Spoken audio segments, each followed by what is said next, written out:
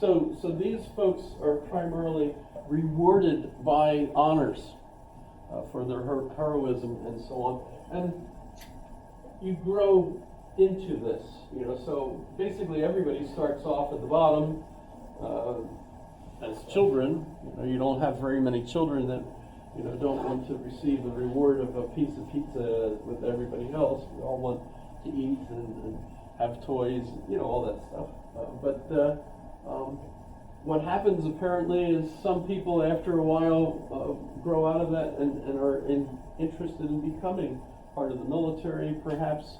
And then when you retire, and Plato thinks it's about 50 years old, that you become interested in that third type of life where you're just dedicated to learning for the sake of learning alone. And when I go upstairs into the philosophy department now, we have this big poster which is all dedicated to explaining all the kinds of jobs you can get by studying philosophy.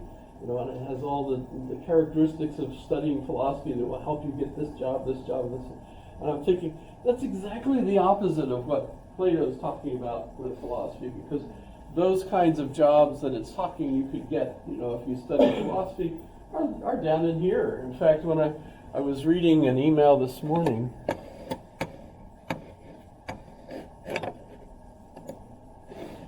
this is a nice email I get from a historian every day. Really works hard. Adam Tooze, I don't know. You could sign up, it's a free email thing. Chart book. Adam Tooze. He's got 5 or 6 humongous books out there.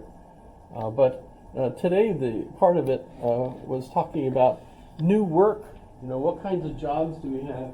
And I never really thought about it before, but when you're thinking about what kind of workers are there today, they're nothing at all like what it would have been in Athens at the time. In fact, really have very little study about what kind of jobs most Athenians would have had in 350, 370 BC, right?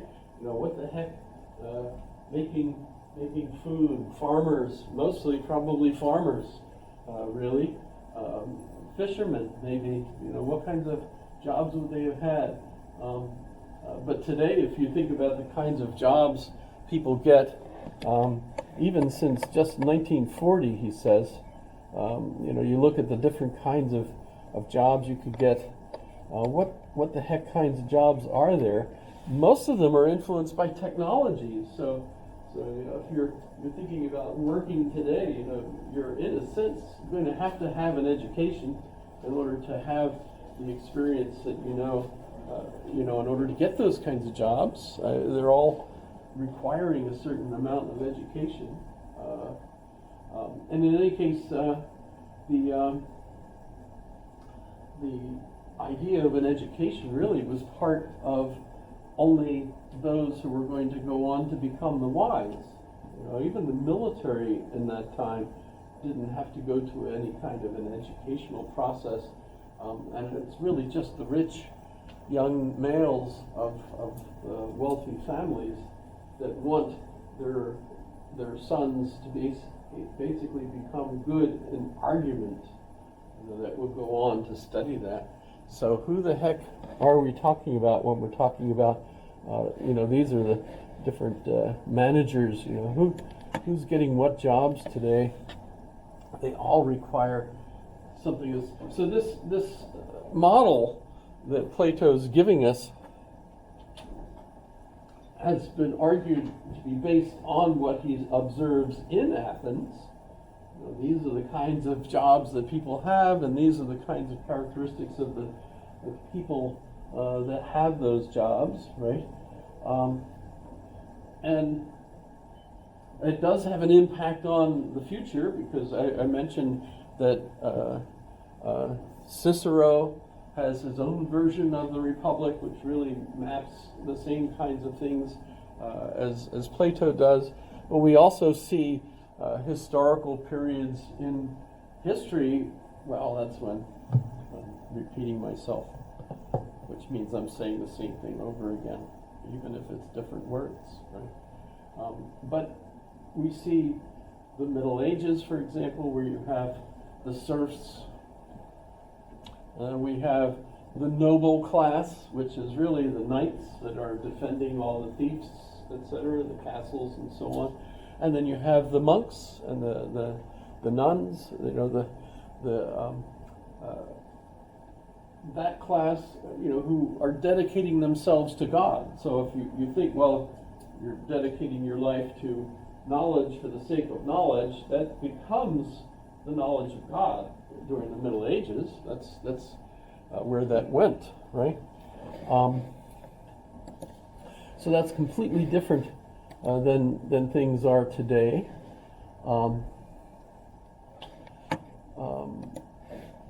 So if you go and you look through this, I'm sorry, you could spend a whole course just on Plato, and even a whole course just on the Republic, but we'll end that there. So today's quiz question for you is: give me a true sentence or a true statement. Give me a true sentence or a true statement. In fact, think about that for a minute. Where would you go with that? Anybody have an example of a true statement?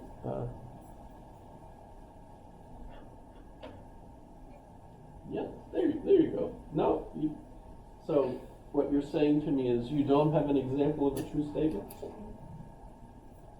No, you don't? Or you do? No? Okay, so that's your true statement. But at the moment, you don't have a true statement. No? Paradox. Yes, it is paradoxical, but it could also be true, right? I'm just trying to get someone to say something. No one wants to give me a true statement? There is snow outside on the ground. Thank you. And I think that's a true statement? Yes? Everyone agrees? How do we know that's true? You can see it. We can all see it.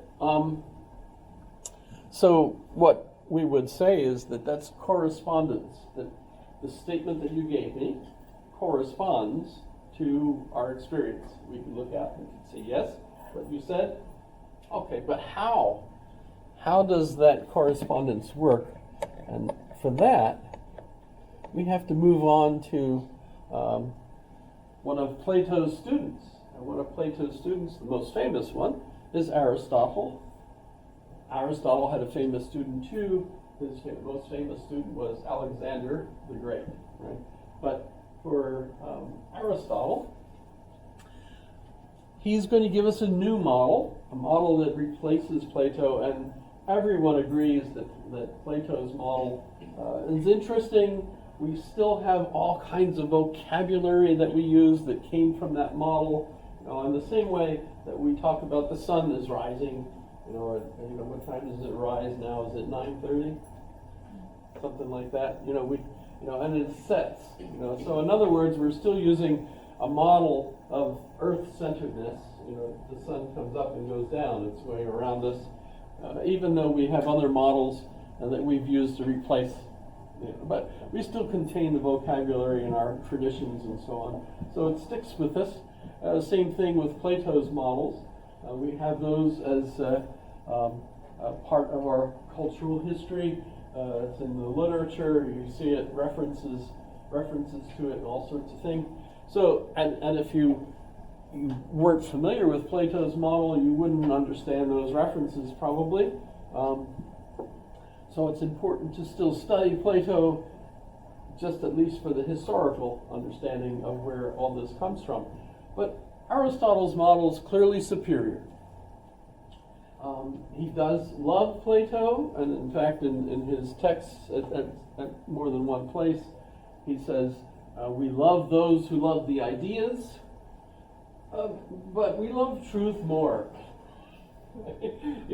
So he's not going to disrespect Plato, but at the same time, and he doesn't use Plato's name. That was considered a faux pas at the time. Faux pas, French for false move, I suppose, right? But in any case, he's going to completely rethink how knowledge works. Instead of Plato's idea that the ideas exist in some sense as a real world, and our souls are connected to those ideas, and as a result we know things because of that connection. Instead, Aristotle will disagree entirely and say that we don't have any abstract entities that actually exist. And that, I think, is very much our common sense today. If we get into the argument over whether or not God exists, and you'll see, the idea of God is a very abstract concept. Most people feel like, well, I want to see the thing if I want to believe that it exists. I'm not going to believe in an abstraction, But what is it that we're doing? We're using language. A true statement, first off, has to be in language. And the second thing is it has to be structured grammatically in a way that it can be a statement that we consider to be true or false. So there are utterances I can make, like yippee.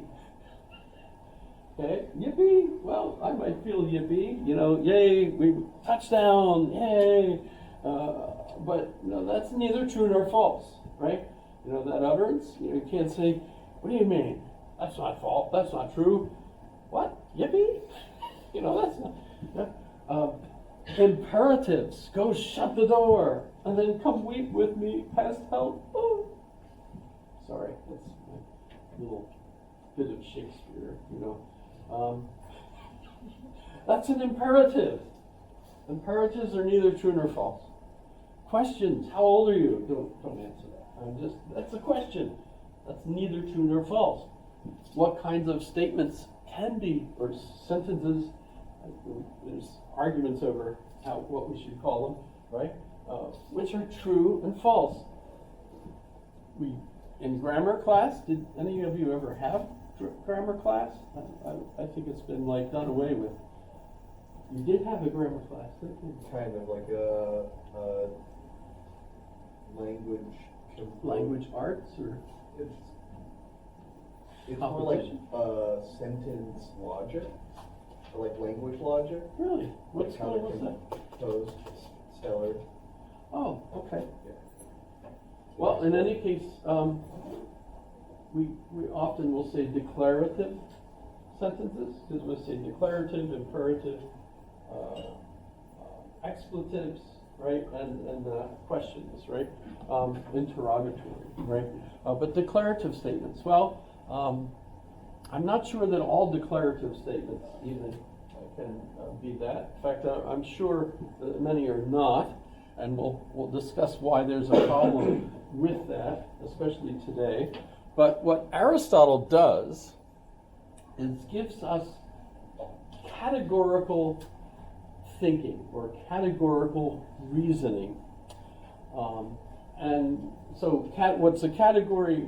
Today we might talk about a set, a conceptual set, of all horses, all elephants, orchids, doesn't have to be animals, right? It could be all pencils, etc., right?